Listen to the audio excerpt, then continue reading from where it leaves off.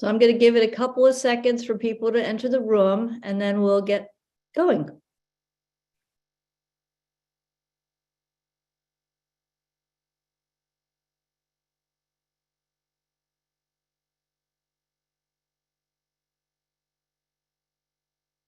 Okay, so let's get started.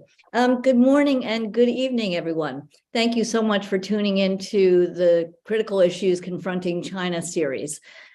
This series, as you know, was founded by the late Professor Ezra Vogel, who believed deeply in dialogue between thought leaders in China and the United States. We try to bring voices from many perspectives in both countries to look at the challenges of China today. And so we are especially delighted to welcome Ma Jun today.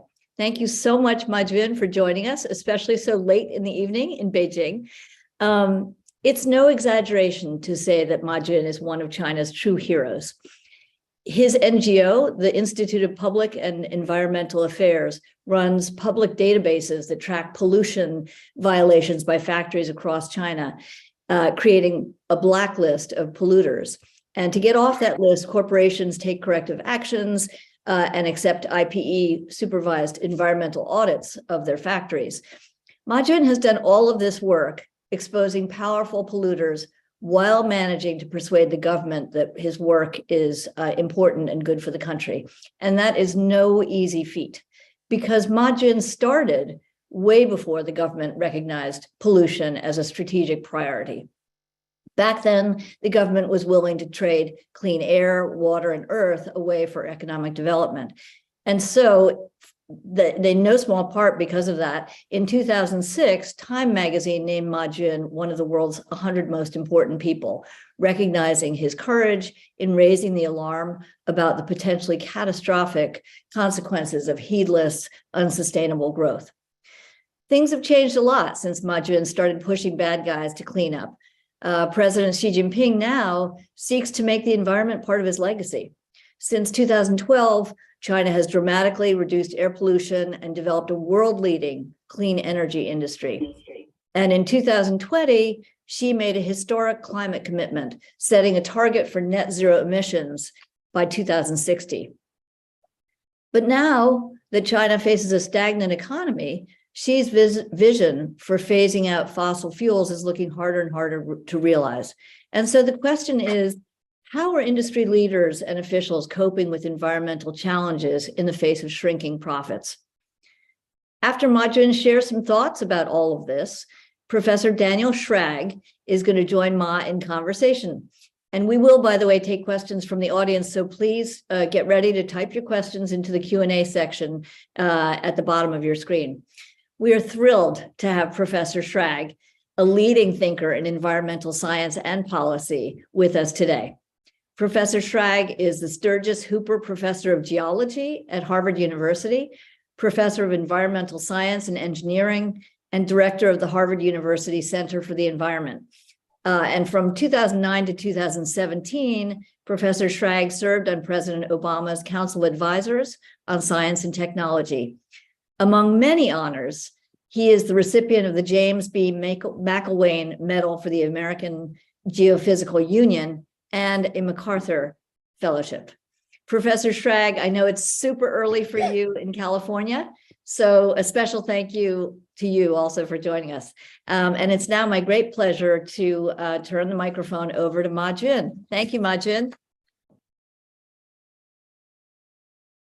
Thank you. Thank you, Dinda, for your kind introduction, and I thank Professor Schrag for it's such an honor to have you joining this series, and I'm very honored to be invited to join the Fairbanks Center's such a distinguished series. Today, I want to share with you some of the challenges we're facing, some critical challenges, but also the efforts we have been trying to make, and also how we can work together to address issues, not just critical to China, but with regional and global implications.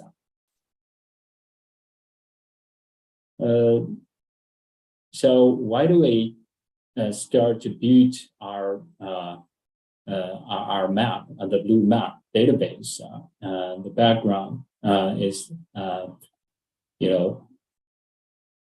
decades of massive industrialization and urbanization, which have put hundreds of millions out of poverty. But in the meantime, hundreds of millions have been exposed to environment and health hazards. And also it has caused social stability concerns and all this pollution, degradation, and all this emission have global, regional and global impact. I trust the issues of, when I look into the issue, it's big, it's such a big magnitude and also complexity. I trust that only the extensive participation from the public, from stakeholders can address this. And the prerequisite for that is access to information.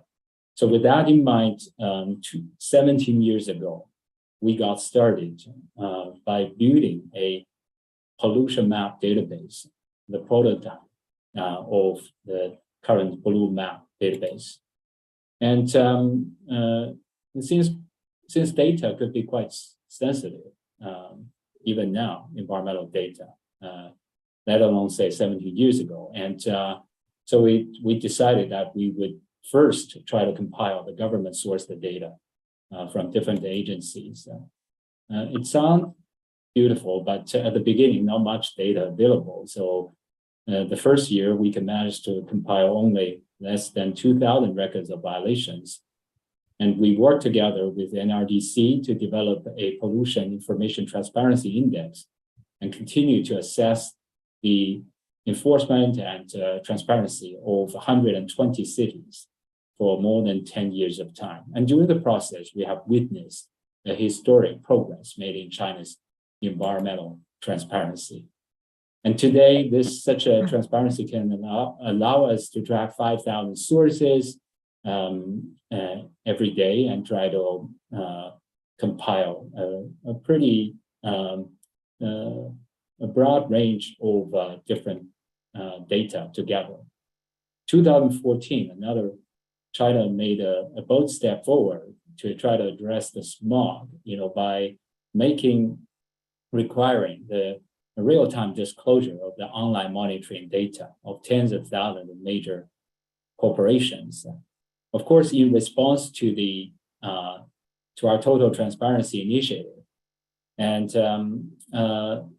it was in some 30 different platforms, and so we put it together into the Blue Map app and try to help people more easily access the data of air monitoring data, water data, and I started with water. At the beginning, not much available, but gradually we put it together, and then soil sources data, emitters data, and we try to help people visualize that, so that they can more easily understand the standards of this sulfur, nitrogen, and particulates, and so color code them. Those who are not in compliance will turn red, so people can access them and can easily share this data through social media, filing the so-called micro reporting against violators. Tens of thousands of this have been made, and thousands of emitters openly address their violations for the first time, many of them, because they are state-owned enterprises. And our data is also being put into use in this global supply chain. China has been serving as the factory of the world for a few decades now, and during the process, we benefit from that, but all the waste got dumped in our backyard, and so this is the global dying center. We can see how the water got really damaged and polluted. And we try to engage with the factory, but they said that they can't change if the buyers wouldn't care. But one by one, the buyers started. We engage with them, and they kind of say, "Look, we don't in China. We don't know who are polluting and who are not. So we just buy from the cheapest." But then I told them I happen to have a map which can at least help them understand part of that. So they started comparing their list with our list. Today from all this recent sustainability report and CSR report, we can see that the textile brands, how they started tapping into the data. Like Levi said that they use the Blue Map environmental database to monitor their suppliers, and all of this, they push them to register on our database so that they can get push notification of this on their cell phone. They mentioned that they share the list and data with us, and then provide real time. We provide real time performance data and trend information to them, and others also take the similar efforts and one after another. All this major textile brands started doing that on the IT side. The electronic industry, people used to think it's high tech, but we also witness severe pollution impact through the supply chain, sometimes directly, and impact the local, not just ecosystem, but public health. But then, through all this, a few years of research and campaign, and finally we got all these major brands recognize this issue, and Apple, Dell, and Cisco, HP, and like Intel more recently sent also a letter, their sourcing code, integrate this into their sourcing code and send it out globally. Not just multinational, more recently the local companies, Lenovo, Huawei, and of course TCL, Oppo, and also the major suppliers like Foxconn of all these companies. Not just IT and textile, but also other real property companies and solar panel companies and all these different brands started joining this. And this is the supply chain map, and they put their logo on top of the name of their suppliers, so that the location of their suppliers cutting across with our database, and just to showcase that they can be held accountable for that. And the basis of that is our tracking of more than 10 million corporations in China, color code them on the digital map, and through this we help green banking due diligence already of more than 1 million companies. We also put all these red line zones, sensitive, which is ecologically sensitive, or the protection zones, and so we put it on the map, so overlap that with corporate locations. Or through the process, through all this multi stakeholder efforts, we have seen a major improvement of the environmental quality. China used to suffer from very severe flaw, severe air, smog problem. And 2013, when Beijing, when we first got started monitoring, Beijing's air PM 2.5 concentration was nearly 90, and last year it dropped to 30. So on the water side, also quite a major improvement. But while the PM 2.5 fine particles, it is dropping, but another air pollution is going up. That is carbon dioxide, invisible, but we all know it's going up. It's shoot over 420 ppm, and can see along with that in China as well, side by side with the with the rising temperature. So we're facing pressing challenges of this extreme weather events last year, not just in other parts of the world, but in China.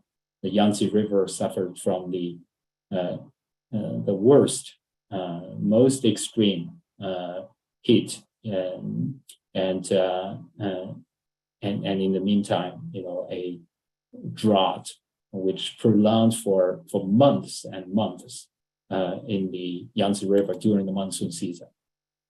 So China takes the carbon issue, climate issue, seriously, and when it announced the carbon peak and neutrality commitment by 2030, we're going to peak, and by 2060 completely neutralize more than 10 billion tons of carbon dioxide and other greenhouse gases. And see today 130 countries have committed to this, and in China, efforts are being made.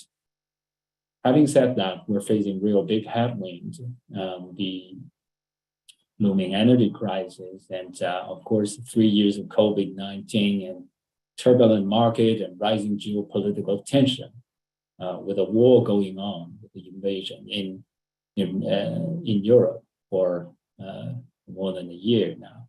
And in the meantime, all this power shortage and in some cases even almost power outage have highlighted the fact that despite all the tremendous investment on renewable energy, our transition to renewable is far from being our transition energy sources is far from being accomplished, and it's much tougher than expected.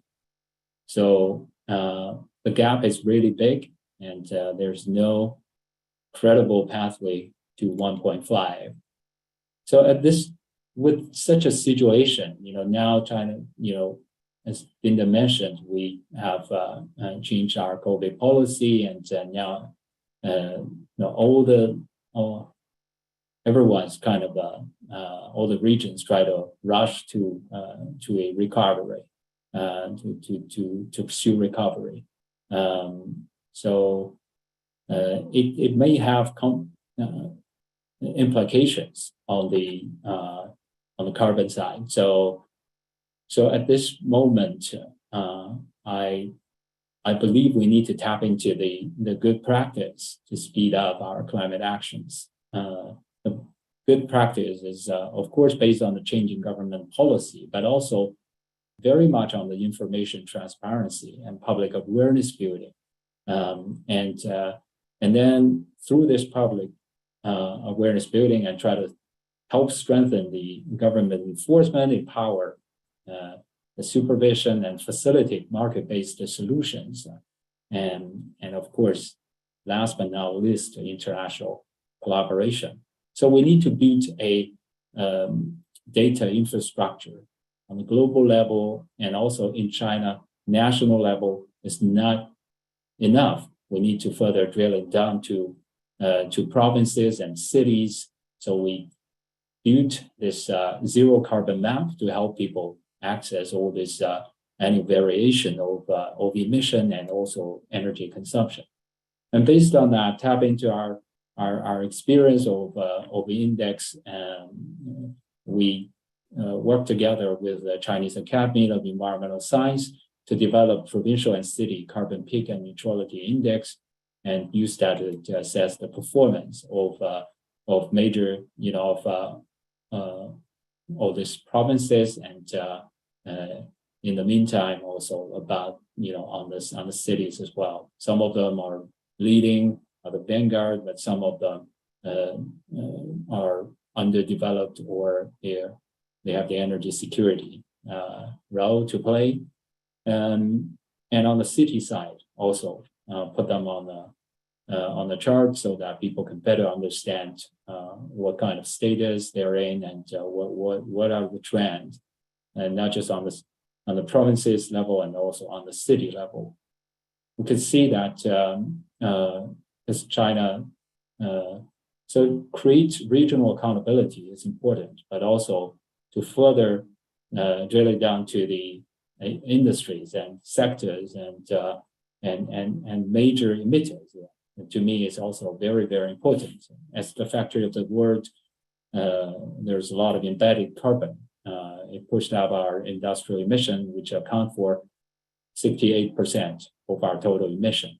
So with that, we developed the Corporate Climate Action Index, and over the past 4 or 5 years, continue to assess the performance of major corporations, multinationals, and local companies. Of course, the leaders, some of the multinationals are the global leaders, and their major suppliers are quickly are following because they need to decarbonize. They need to decarbonize along with the brands who committed to carbon neutral, like Apple committed to carbon neutral by 2030. So Foxconn and Avery and Luxshare, they have to follow. In different do the industry assessment, and we also assess the performance of all these listed companies, 500 of them in the A-share market in China. All these are based starting point. I trust this corporate, disclosure, and we're happy to see the new legislation on mandatory corporate disclosure, and we are working with our NGO partners to try to facilitate a successful implementation of that by this March. And through this, we can already enable to compile all this corporate carbon emission data, and but all these orange dots are the companies with major emission but still haven't disclosed. And we trust that we need to build solutions, digital solutions to help them. So work together with our partners, develop the digital accounting platform so that they can more efficiently and less costly to measure and report.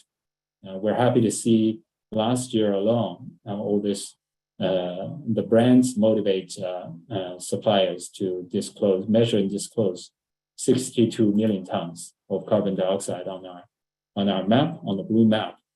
And through this chart, we can see how scope 3 is very important because China is the center to export all this embedded carbon. And so I think,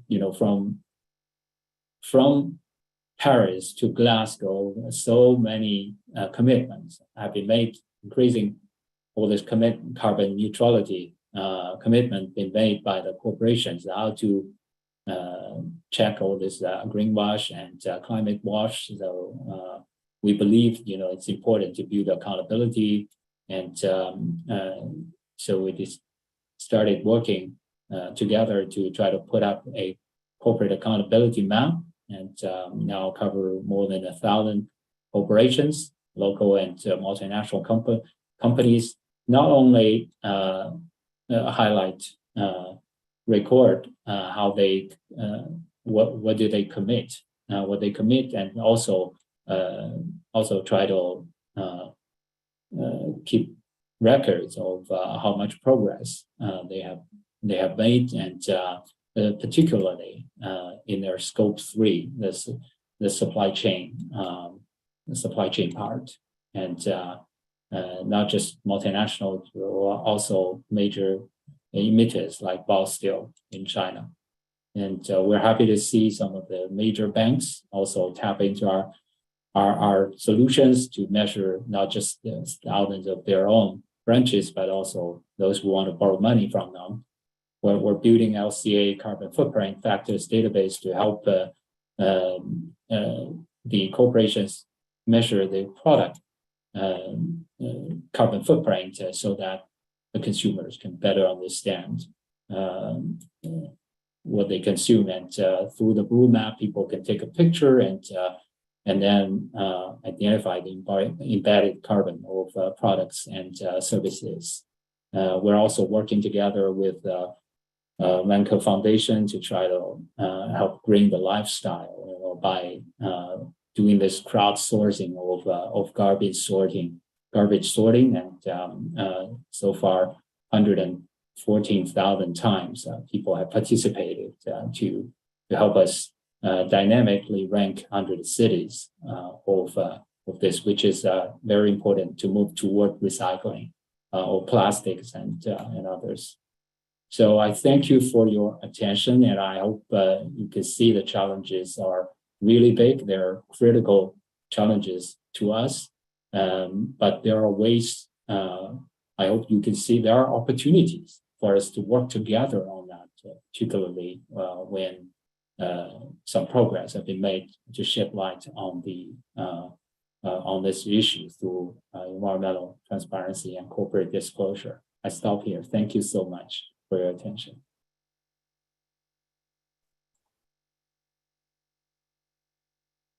Majun, thank you so much. That's incredible. The work that you've done to bring data, to bring information to the public, is really extraordinary. I want to start this conversation by asking you about the effectiveness. I'm struck by your approach to thinking about greenhouse gases and carbon emissions. And it's incredible what you've done in terms of creating data and transparency in China, because that certainly didn't exist in the past. And it's incredibly impressive. And I'm just in awe of how much you've accomplished in such a short time. I guess I'm curious about how effective this is, because as you know, when you publish data on a company's emissions of PM 2.5 of particles in the air, people near those factories in those cities benefit from the clean air. They see the changes, and there's really an immediate response and a benefit that people experience from your work. With greenhouse gases, it's not so simple, because there is perhaps some pride that one city is lower in emissions than another, but they don't reap any specific benefit from that. That's the nature of the climate problem that makes it so difficult that it's a global collective action problem. And at least in the US, attempts to try to use the same strategies that we've used for more conventional pollutants and applying them to carbon have been very difficult, because people don't see a more polluting state versus a cleaner state. They don't necessarily see any material benefit from releasing lower quantities of greenhouse gases. And so I'm curious about the effectiveness of this strategy and how people in China have responded to this, because it hasn't been very effective in the US. Thank you. Thank you, Professor Schrag. I think that's, I thank you for your very deep thought on this. I very much agree with you that on the carbon side, it's much more difficult. The polluted water and the smog almost like became so helpable that it helped the awareness building in China, and helped to create such a kind of public support to some of the very, very tough environmental actions, policies made, and actions taken during the past 10 years. But on the climate side, people get this. In general, our official media continue to talk about this and report this. So that was different from America. In America, there are very conflict messages from different media, but in China, it's almost like one side. so it's that part is quite positive. But in the meantime, people understand that, but it's very hard to translate that into action because, as you said, this is they cannot understand how direct, how themselves could be directly impacted. And so with that, I trust that we can only help to try to, one of the ways is try to visualize that so that people can better understand that this is something that is related to me, at least. They got the message that that one day the climate may not be very comfortable, not just comfortable. They can go so extreme that they will seriously be impacted. But in the meantime, I think they cannot build the link between their own actions, their own behavior, and that change, that emission. So what I want to do is, since we don't have that very conflict messages, I think that part is different from America. So if we can build that link to help people understand, look, it's not just, globally where we're having such a kind of massive emission. And in China, we have more than 10 billion tons of carbon dioxide. But just in our own province, we got 1 billion. In our own city, we got, 100 million. And so with that, they can feel that it's more related. And in the meantime, I hope they can also understand that there are a lot of embedded carbon in their daily consumption, not just like when they use the turn on the heat or aircon, there will be emission. But every kind of clothes they bought and or the food, different type of food, and so all this is going to have embedded carbon.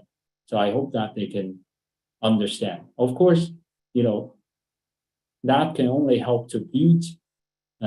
It's going to take longer, because it's unlike smog, which is almost like an emergency situation. This, public opinion part going to take longer to build on the climate side. So, but we only, have 7 years to pick our emission. We need to pick our emission, and only 7 years to try to, keep alive the 1.5 target degree Celsius target. So I trust that we need to loop in other stakeholders, which is more directly responsible for such a massive emission. As I mentioned, 68% are related to the corporations and in China. So if we can manage to build that link, make people understand, make all the stakeholders understand, not just regulators, but shareholders, but investors, banks, and through the supply chain, all those brands, multinationals, and major local platforms who made all this very, very high profile commitment from Paris to Glasgow. They made so much commitment. And if we can help to highlight that not unless they touch upon the supply chain, the carbon intensive sectors through the supply chain, then they're going to fail their commitment. And all these brands try to have the consumers understand that they are green. They want to go green, go low carbon, or even zero carbon. But we hope to turn that into action. So I think if we can work together on that, the consumers here in China and consumers in America, the investors there, the shareholders, the banks, then we have chance to trigger action faster. It's an incredible vision you have.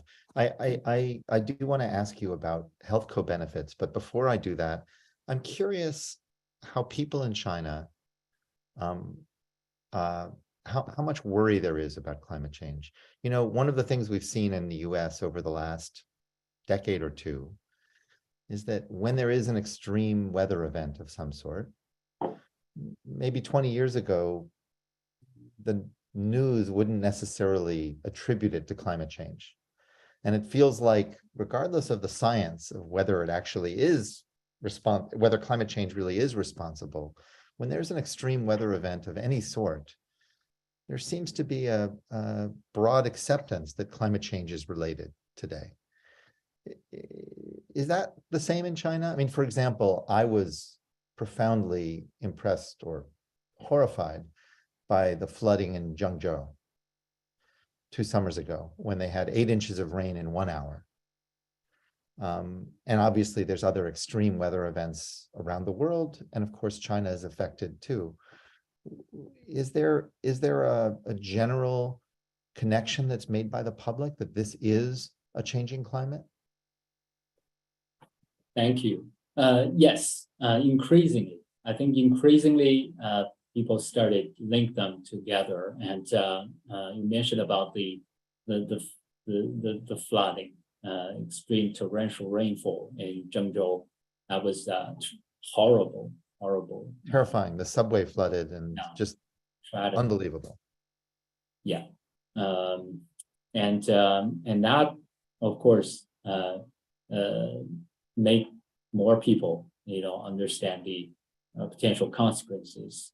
But last year, I think the extreme heat wave and wildfire and the drought during the monsoon season, during the summertime, in such a big region in across the Yangtze River Valley, not just upstream, midstream, downstream. So it was the Poyang Lake had been, the largest lake in China. When I flew across above that lake, it was diminished into such a meandering stream, and it was sad, and it dragged on for months upon months during the hottest season. So sometimes, in some regions, the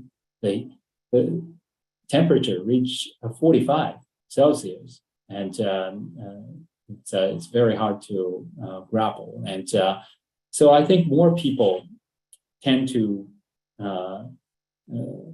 believe that it's gonna have an impact on them. And of course, as I mentioned, when it's very hard for them to translate into action because they couldn't see how this is directly related to themselves. And then how the behavior, their own behavior change is relevant to the solution of this. They can't quite see that. So I hope that we can give people, we can't tell them how to live, but we can give them a choice, a different choice. So we call our program Green Choice Initiative, because we hope that we can have people understand there are better ways to do this. There are better options. And we need to provide people better choices, better options. And that's something we can do. Of course, we want to do it smartly, because in China, of course, the air quality have been so much improved.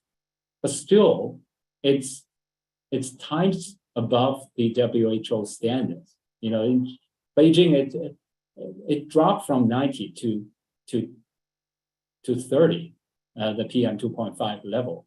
But in the meantime, the WHO standards have been dropped from 10 to 5. So we're still 6 times higher above the safe standard. So there are a lot more to be done. And you mentioned about co-benefit. I think there are real big ways, the real solution of the air pollution problem.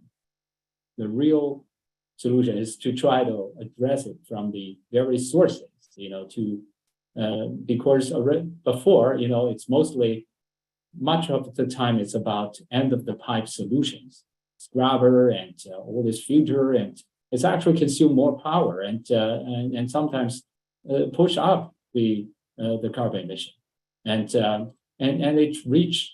it has a limit, a real limit. So if we really want to have clean air and clean water, we need to address it from the sources, and then we need to have the transformation of our energy sources, which is still, 58%. It's coal power. So we need to address that fundamental issue, and then our industrial industry need to be restructured, and our transportation and all this heating aircon of the buildings need to be changed. And without this carbon peak neutrality commitment, without the climate actions, there are no power to really make it happen. So that's why I think people can they want this to happen, but in the meantime, they don't want this to undermine the quality of the life. Of course, they don't want it to slow down the development. So as environmentalists, we also have to come up with some solutions to showcase that there are ways to build back better, to have green and low carbon recovery. And so that's why I continue to think about how to tap into all these digital solutions so that it can lower the cost on our industry, on the, to help people feel it's easier to make this, to make it easier for people to transition. Thank you. So let's talk about the co-benefits for a minute.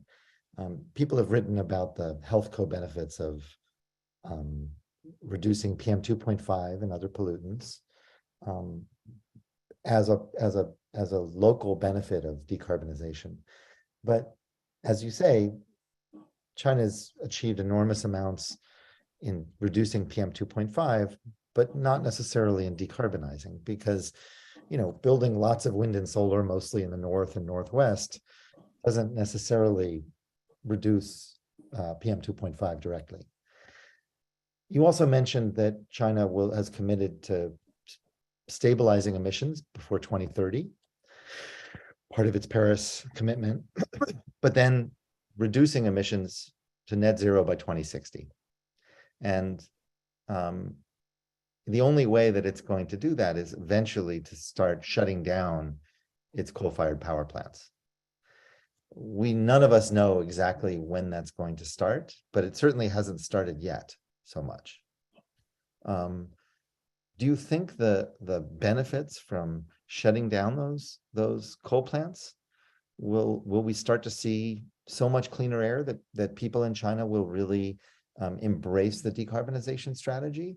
Or do you think the economic challenges of doing this and the cost of doing this will interfere with that kind of political support? Thank you. Yeah, people pay great attention to the health issue and health impact. In particularly, those who have been really educated through all these years of fighting against smog problem in China, and they understand the consequences. So they definitely don't want the coal power plants in their backyards. And sometimes, we have the NIMBY protest against new power plants that want to be built, plan to be built in those neighborhoods, and we did have that. But in the meantime, now increasingly, this coal power plants have been built in the far north or northwestern regions in the Mongolia. Move from Hebei to Shanxi, to Inner Mongolia, to the far west. So this it's not enough, for this to check the expansion of that So we need to find, I trust that we need to find other ways to try to convince people that it's important to not to try to build that. And of course, now China is the production base of all these solar panels and wind shield and wind power equipment, and so there's huge potential to do it. The cost continue to drop, and now it's become competitive. Of course, it's intermittent, so we need to build all this storage capacity to facilitate a better use of that.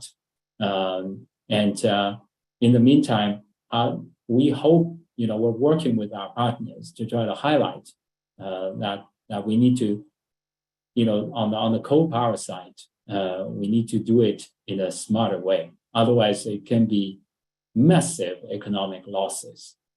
Because we're going to honor our commitment of 2030 and 2060, and if we continue to build this very young fleet of coal power plants, then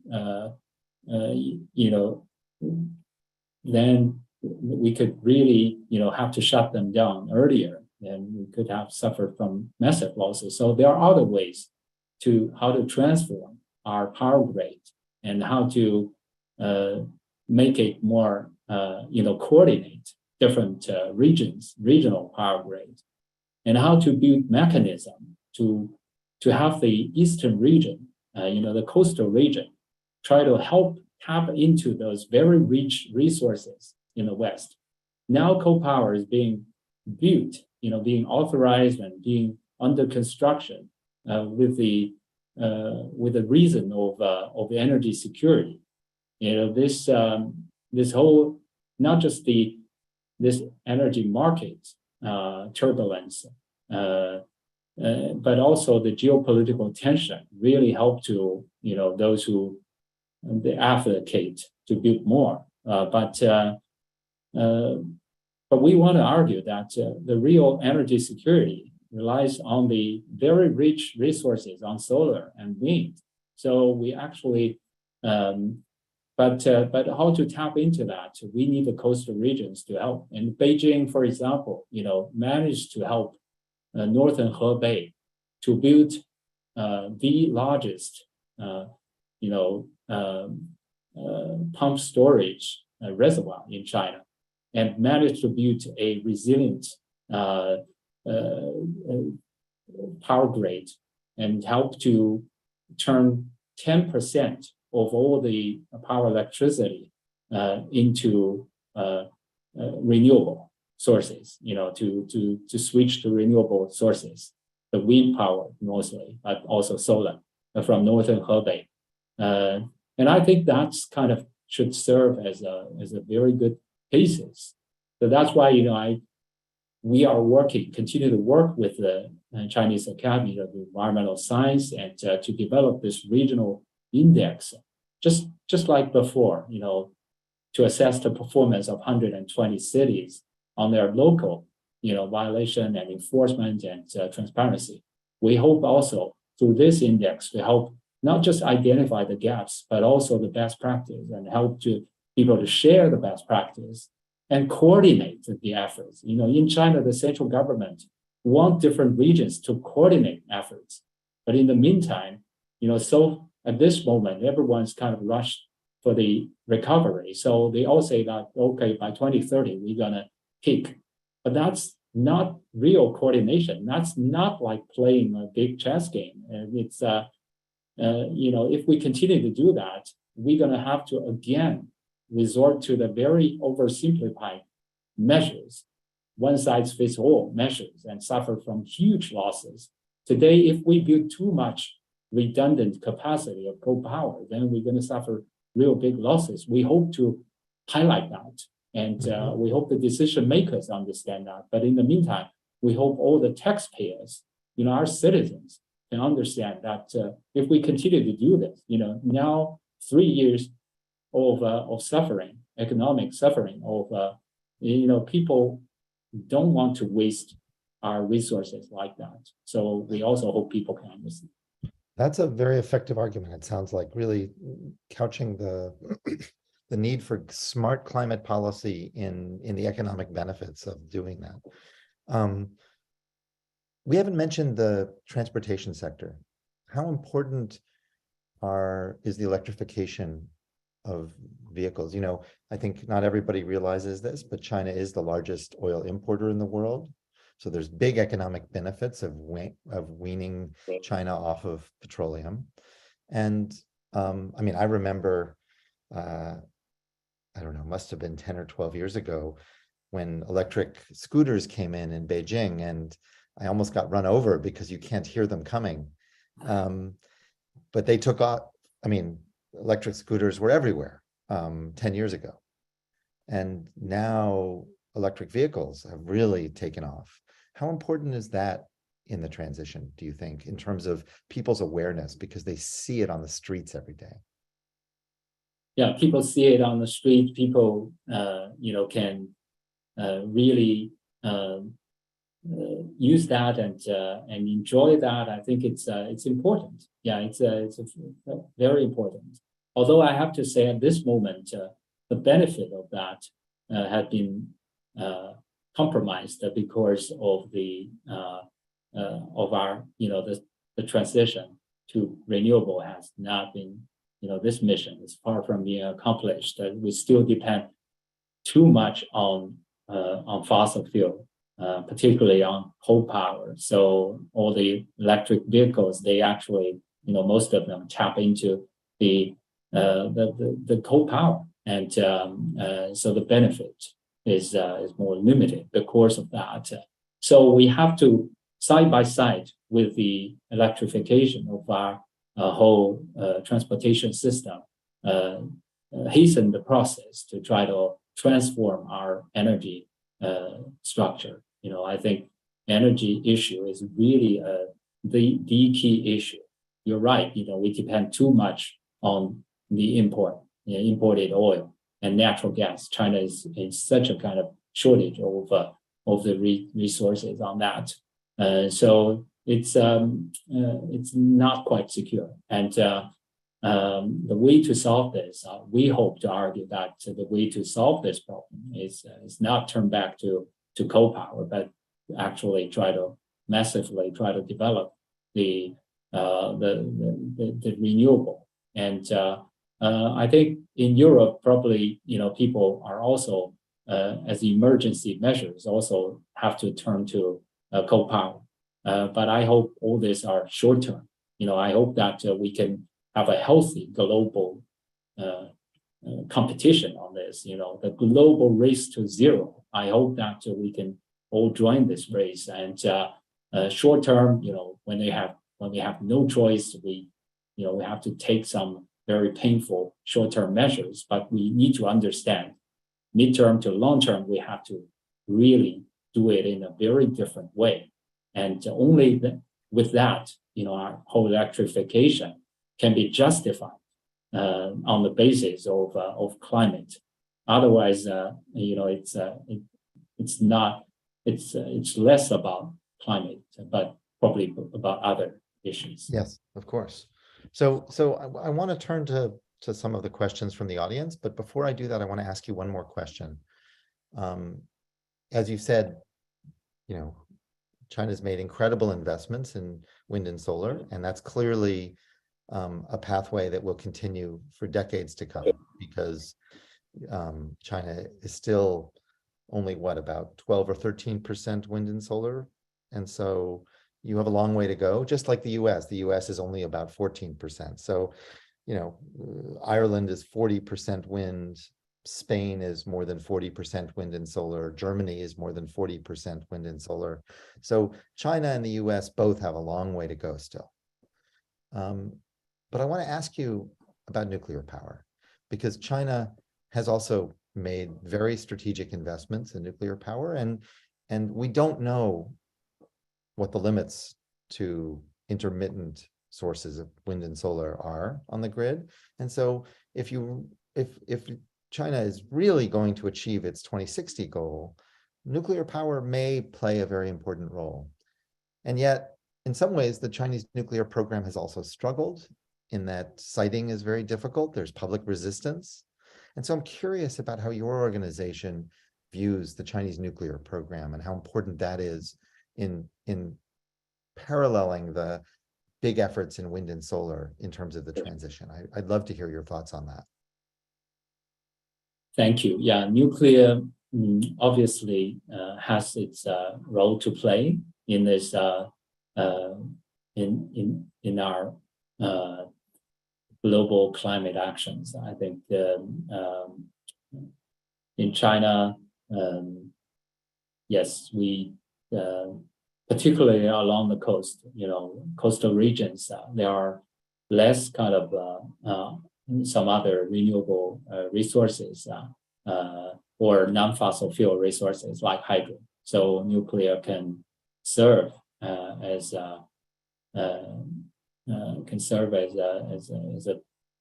to help with not just regulate, but in some cases provide some baseload. And so it's important.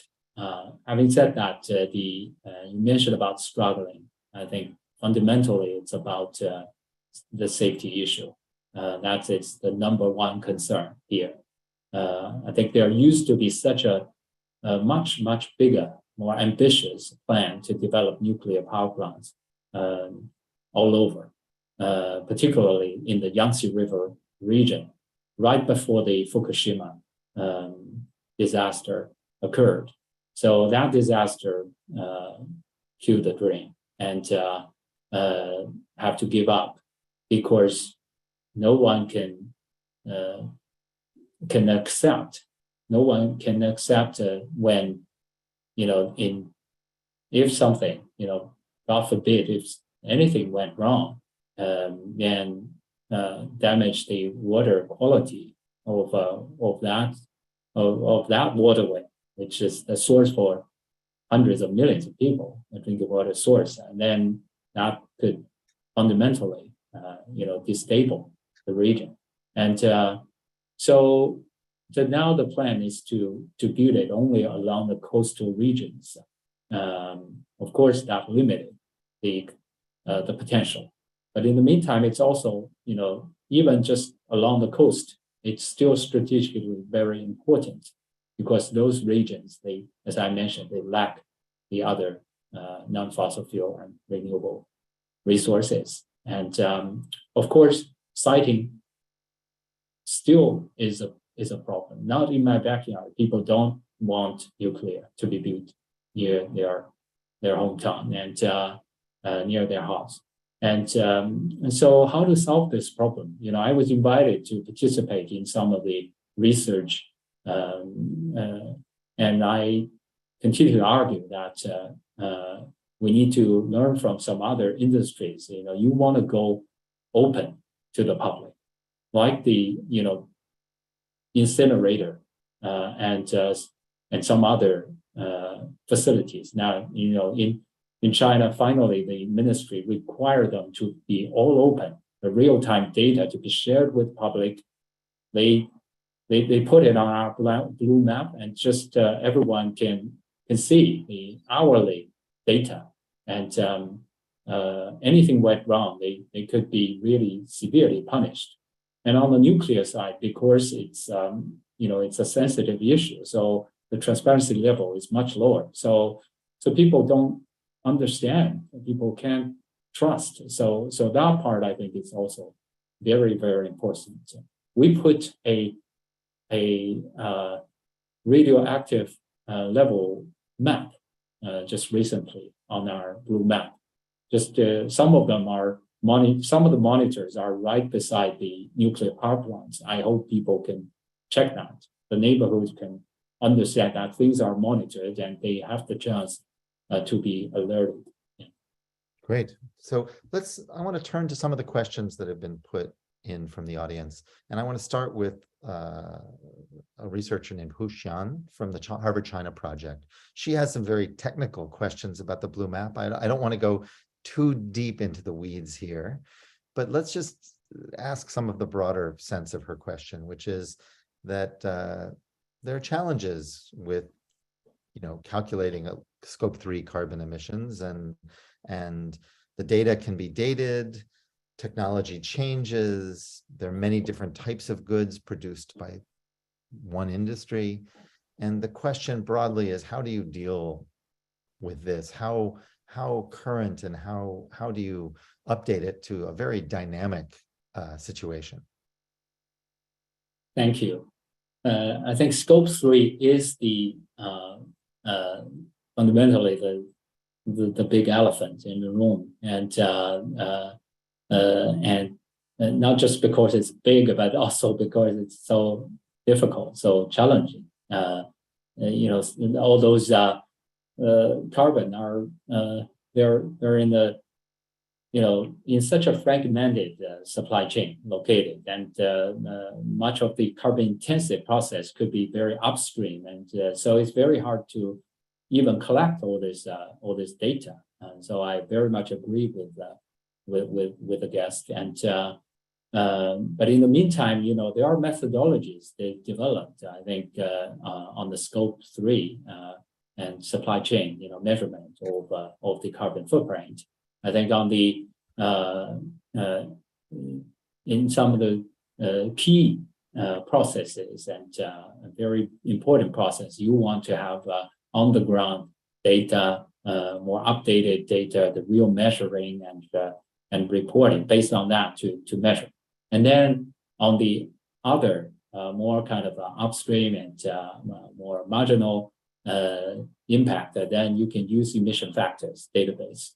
So that's why we're doing two things. One is to develop the digital accounting platform so that we can help those brands who want to really measure on the ground to do it more less costly, more efficiently, to do it to measure the real data. And then on the more marginal part, we're developing a LCA, product LCA, a database, emission factors database, so that as the guest mentioned, there are so many different products, so that we can measure based on the emission factors, and I hope the factors can be kept more updated. Not just we want to update that to really reflect what's going on with with our changing structure of the power grid and some other sources. So that with this, I hope that we can come up with something more truthful. I hope. Mm-hmm. More credible. So our host Linda Elliott has a question, and I think it's a very interesting one. So local factory managers and local officials are feeling enormous pressure to boost production, to boost profits, because, as you say, the last several years have been very challenging around the world, but also in China. And the question is, how does the Blue Map and the work you've done, how does this affect these local managers who are making decisions?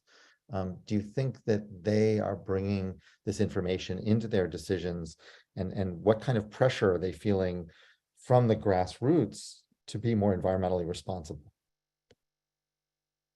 Yeah, thank you. Yes, you're right. Again we're seeing kind of a very sharp conflict, confrontation between the economic growth and the environmental protection. Again, it's getting more intensive, this dynamic, and the way to deal with that, I trust, it's to help people understand that this will not, undermine the growth, the development, and we're gonna try to help them to find a way to do it far more efficiently, and which will not carry a huge cost. And in the meantime, even find ways for some green opportunities for green growth. And we, a couple of years ago, we have a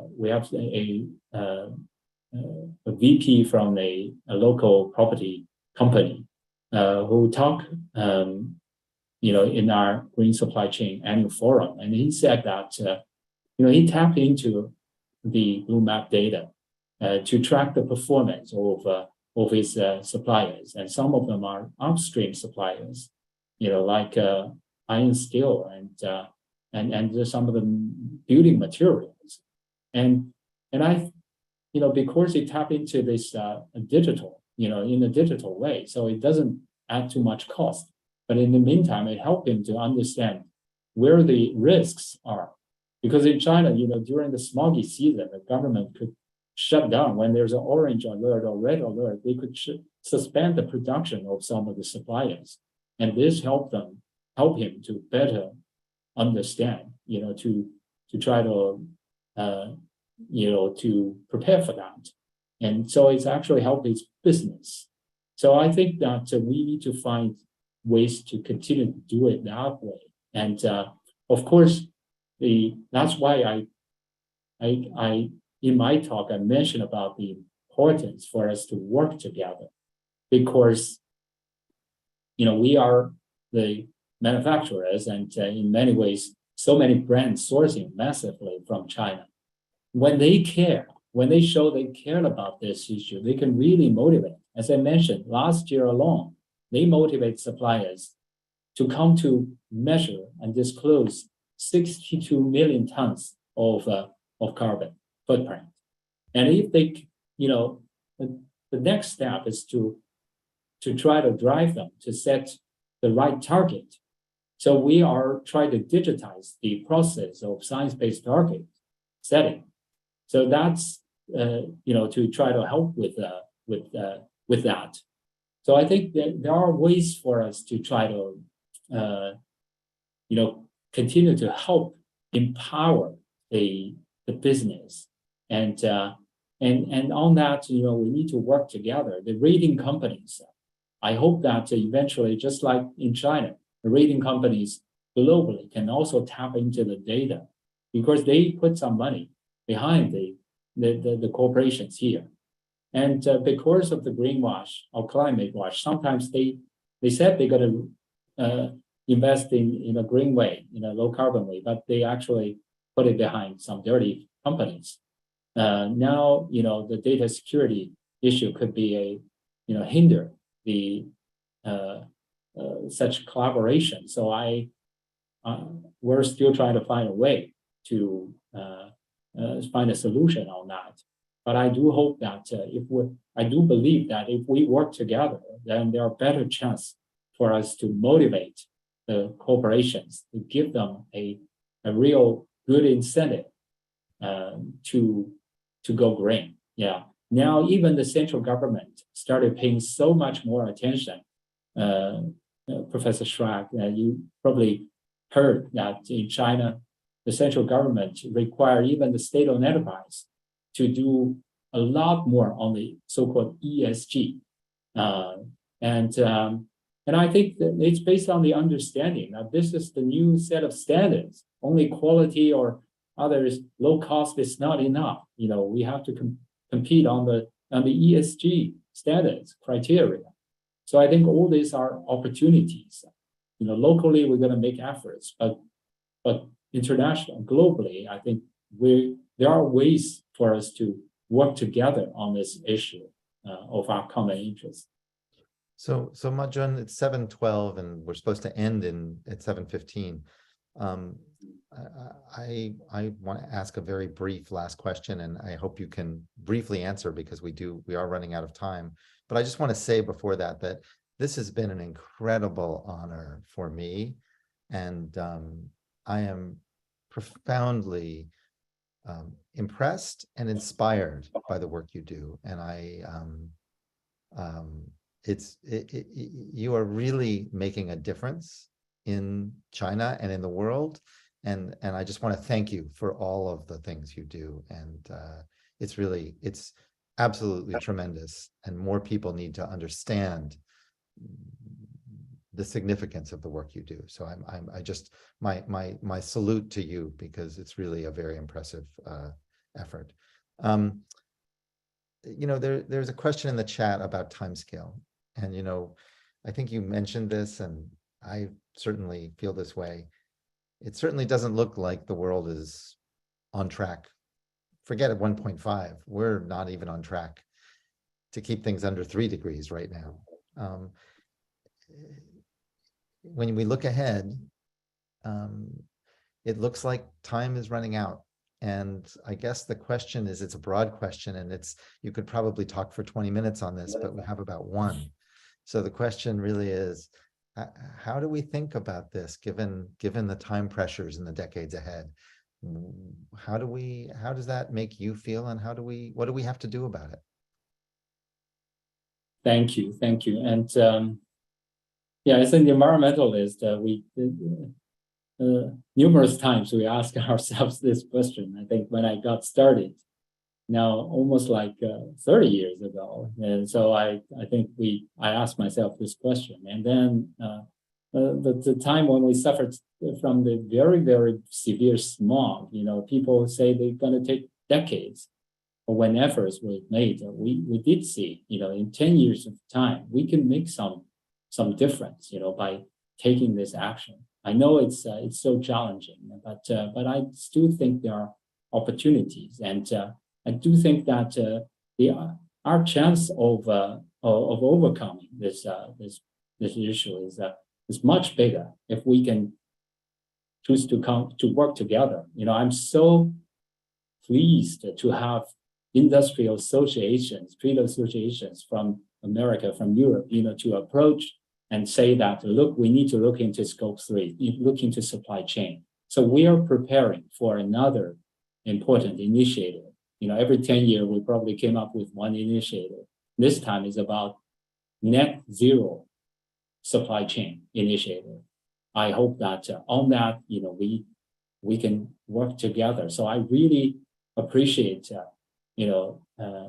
Schrepp, your kind comments, and I appreciate the fact that before pandemic, you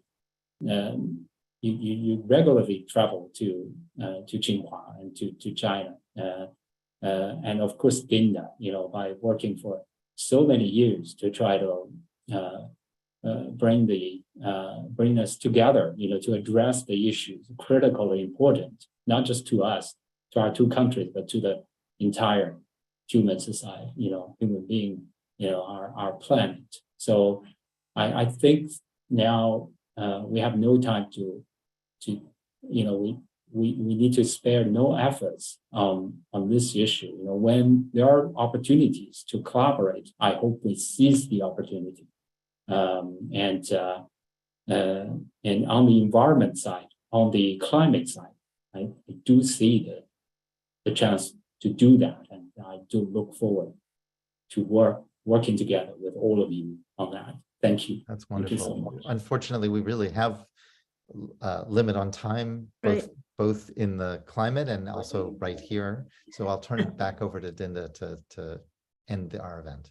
Thank you. Well, wow. I mean, as you said, Professor Schrag, I mean, what an inspiration. And I want to thank both of you actually for bringing this, addressing all these questions in such a human fashion, and kind of, underscoring that we do have agency in this process. And Ma-Jun, talk about inspiring.